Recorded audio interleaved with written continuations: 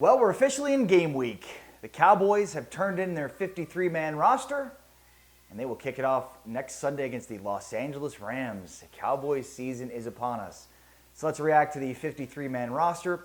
Today's video brought to you by betonline.ag, betonline.ag, your online sportsbook experts.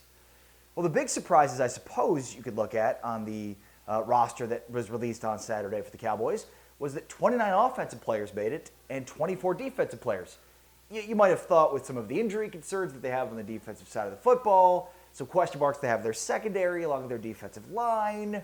Maybe they would have gone maybe extra, a little heavier on defense, but no, they invested heavily on the offensive side of the football. Biggest surprises, well, we can start with the 3 undrafted free agents that made the roster on the offensive side of the football. That is South Carolina running back Rico Dowdle, Sean McKeon, the Michigan tight end, and then Terrence Steele, the offensive tackle from Texas Tech. And a guy that, if you've been paying attention to what we've been hearing out of training camp, is a guy that could factor in as the swing tackle this year for the Cowboys, which is huge considering how at a disadvantage he was being an undrafted free agent, no mini camps, no OTAs, no way to kind of shine in the eyes of the coaching staff to give him that much of a positioning in terms of making this roster and having an impact on this roster. No preseason games, and yet despite all that, it looks like he's going to end up being the swing tackle. And look, I for one am excited about it because I certainly wasn't a huge fan of some of the guys they brought in over the years to play swing tackle, and I think this is a guy in Terrence Steele that has a ton of upside.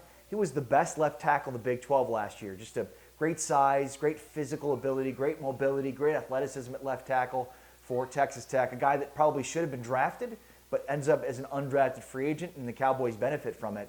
And a guy that certainly, as you start to look down the road with Tyron Smith's age and him continuing to decline in terms of health, is a guy that could eventually slide in and replace Tyron Smith at left tackle as he continues to develop. So really exciting move there.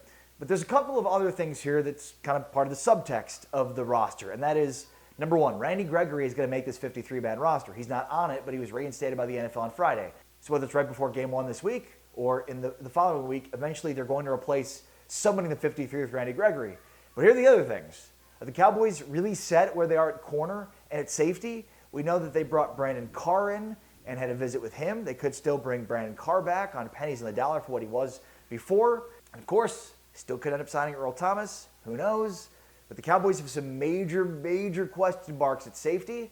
But it's not just Brandon Carr or even Earl Thomas. Because remember, every other roster in the NFL is going to be down to 53. So the Cowboys might see somebody that was cut that they like, that they could bring in for a visit and end up on this roster. I do not think that this roster is completely set.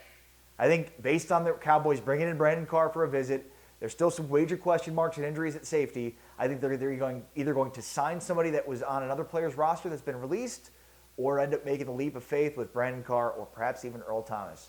But then what will that mean for the 3 rookie undrafted free agents that made it on the offensive side of the football? And maybe the biggest roster disappointment was Francis Bernard, the undrafted free agent out of Utah that was a fan favorite.